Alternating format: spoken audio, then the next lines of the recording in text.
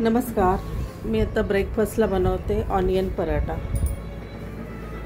एक मोठा गोळा घेतला आहे कणकेचा आणि तो लाटून त्याला जरा आता वरतून तेल स्प्रेड केलं आहे आणि वरतून सुक्कं पीठ टाकायचं थोडंसं.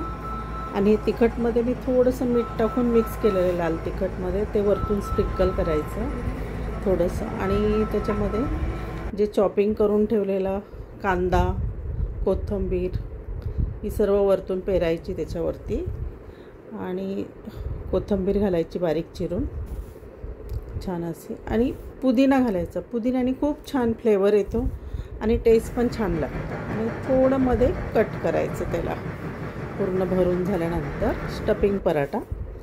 आणि त्याचा एक साईड कड उचलून त्याला राऊंडमध्ये फिरवायचं गोल असं पूर्ण.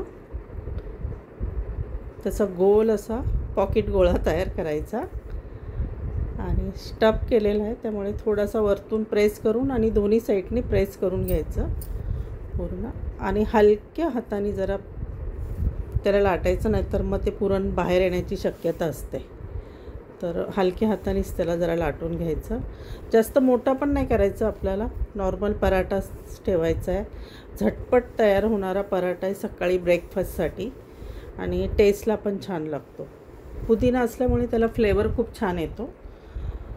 तर थोडासा लाटून आणि इकडे मी गॅसवरती आता त्याला मंद आचेवरती ठेवलं आहे. आणि वरतून तेल किंवा तुमच्या आवडीनुसार तूप किंवा तेल, तुम्हाला बटर हवं तर बटर पण टाकू शकता.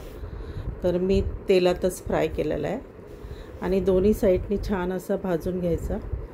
खरपूस लागतो खायला, खूप छान सकाळी नाश्त्यासाठी झटपट तयार होतो. आणि पुदिना असल्यामुळे त्याचा टेस्ट पण खूप छान येते. आवडला तर नक्की तुम्ही लाईक करा आणि चॅनलला सबस्क्राईब करा, शेअर करा, कमेंट करा. तर कसा वाटला माझा हा ऑनियन पराठा नक्की सांगा. चला बाय. हे बघा किती छान झाला आहे.